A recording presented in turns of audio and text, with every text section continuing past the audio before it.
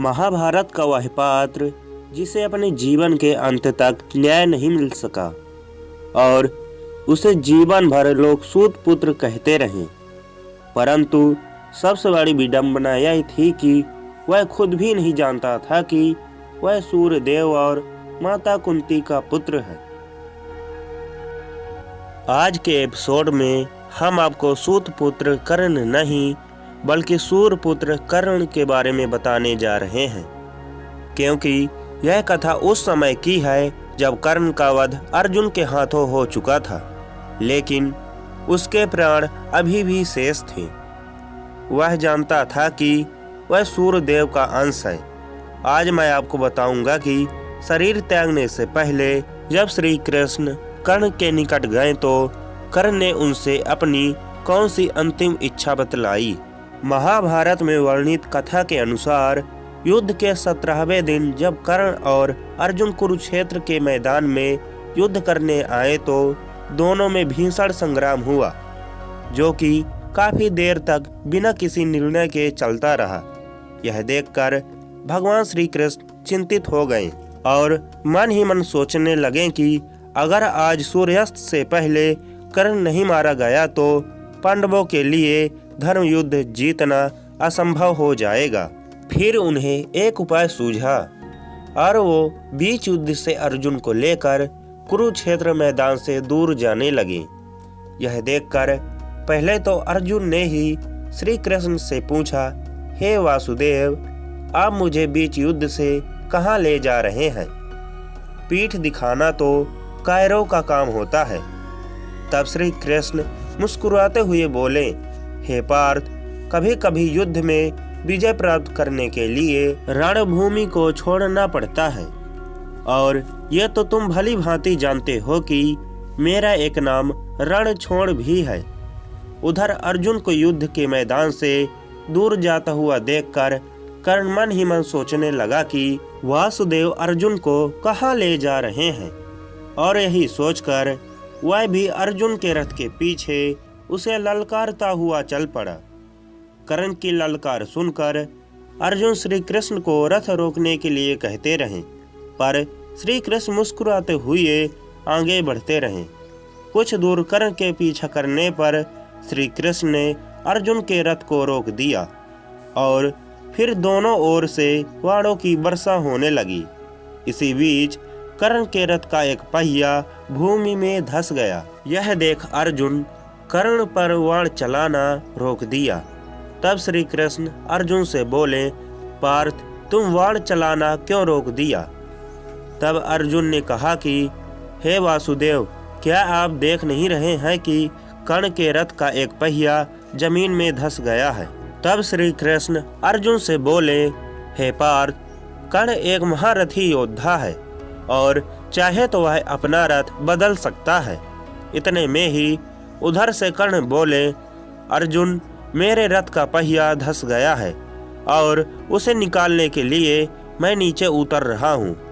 अभी वार मत चलाना। कर्ण की बातें सुनकर श्री कृष्ण बोले, धनुंजय, यही कर्ण के वध का उचित समय है।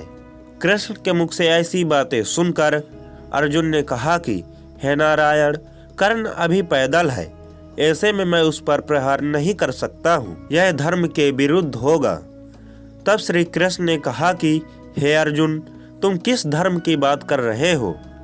क्या रणभूमि में कर्ण ने अभिमन्यु पर प्रहार करते समय युद्ध नियमों के बारे में सोचा था क्या? उस समय भीष्म पितामह ने युद्ध नियम नहीं बनाए थे। जब कर्ण ने भरी सभा में द्रौपदी को बादशाह कहकर उसके मान सम्मान को छिन्न भिन्न कर दिया था, क्या यह सब तुम भूल गए हो? पार्थ, महारथी कर्ण अधर्म का भागीदार है, इसलिए इसकी सजा मिलनी ही चाहिए। हे पार्थ, धर्म की बात छोड़ो और कर्ण पर अंजलि का अस्त्र से प्रहार करो। श्री कृष्ण की बातें सुनकर अर्जुन ने कर्ण पर अंजलि का अस्त्र चलाया, जो कर्ण के गर्दन के बीचों बीच जा लगा। परिणाम स्वरूप कर्ण उस बाण के प्रहार से मृत्यु के निकट पहुंच गया। उसके बाद श्री कृष्ण ने मन ही मन कर्ण की दानवीरता की परीक्षा लेने का विचार आया और वे एक ब्राह्मण का रूप लेकर कर्ण के पास पहुंच गए और उनसे पूछने लगे कि हे अंगराज, मैंने आपके दानवीरता के बहुत गुणगान सुने हैं। मैं आपसे एक उपहार की अपेक्षा करता हूँ। कृपया मेरी सहायता करें। मेरी पुत्री का विवाह है और मैं अपनी पुत्री को स्वर्ण दान देने में असमर्थ हूँ। कृपया मेरी विवधा का निवारण करें। यह सुनकर दानवीर कर्ण ब्राह्मण से बोले, हे देव, मैं निहत्था हूँ और इस समय देने के लिए मेरे पास कुछ भी नहीं है। इस पर ब्राह्मण बोले, हे दानवीर, आपके पास अब भी ऐसा कुछ है जिसे आप दान कर सकते हैं। यह सुनकर कर्ण समझ गए कि यह कोई साधारण ब्राह्मण नहीं है, बल्कि ब्राह्मण के रूप में कोई देव है। असमंजस में पड़ते हुए कर्ण ब्राह्मण से पूछने लगे कि ब्राह्मण, मेरे पास वो क्या है जिससे मैं आपकी सहायता कर सकता हूँ? तब ब्राह्मण बोले, आपके सोने के दांत। तब पश्चात कर्ण ने बिना संकोच किए अपने सामने पड़े पत्थर को दांत पर मार कर लेने की बात कही। यह सुन ब्राह्मण कहने लगे कि हे राजन, दान दानवीर द्वारा दिया जाता है, ना कि स्वयं लिया जाता है। फिर कर्ण ने पीड़ा सहन करते हुए पत्थर से मार के अपने दांत को निकालकर उस ब्राह्मण को दे दिया। उस पर आपत्ति जताते हुए ब्राह्मण बोले, दान तो पवित्र लिया जाता है, मैं इसे कैसे स्वीकार कर सकता हूँ? तब कर्ण ने अपने समक्ष पड़े बाण को उठाकर माता गंगा का आवाहन किया। उसके बाद माँ गंगा की सहायता से कर्ण ने सोने के दांत को पवित्र कर उस ब्राह्मण को दे दिया। तत्पश्चात कर्ण उनसे अनुरोध करने लगे कि हे देव, मुझे अपने सत्य रूप में दर्शन दीजिए, मैं आपके दर्शन करना चाहता हूँ। कर्ण की दानवीरता से प्रसन्न होकर कृष्ण ने कर्ण के समक्ष अपने सत्य रूप में दर्शन देते हुए कहा, कर्ण, तुम जैसा दानवीर त्रिलोक में कोई नहीं है। जब तक इस संसार में सूर्य और चंद्रमा रहेगा, तब तक तुम्हारा नाम दानवीर कर्ण के नाम से जाना जाएगा। मैं तुम्हारी दानवीरता से अत्यंत प्रसन्न हूँ। तुम मुझसे जो चाहे वरदान मांग सकते हो। तब इस पर कर्ण ने कहा, प्रभु, मैं अपने अगले जन्म आपके राज्य में लेना चाहता हूँ, और दूसरा, मेरा जन्म कुमारी माता के द्वारा हुआ था, इसलिए मेरी इच्छा है कि मेरा अंतिम संस्कार भी एक कुमारी भूमि अर्थात ऐसी भूमि पर हो जहाँ आज तक कोई पाप और अधर्म नहीं हुआ हो। इतना कहकर कर्ण ने अपने प्राण त्याग दिए।